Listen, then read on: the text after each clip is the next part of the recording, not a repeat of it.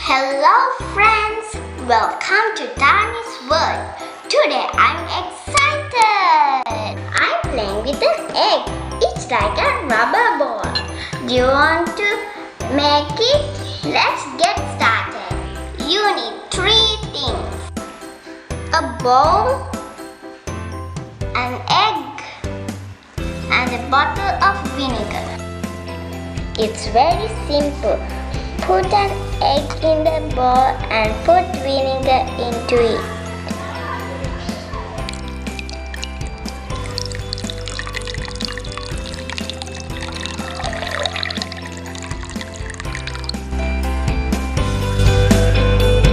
The egg must be covered with vinegar and hot. Keep it for a day.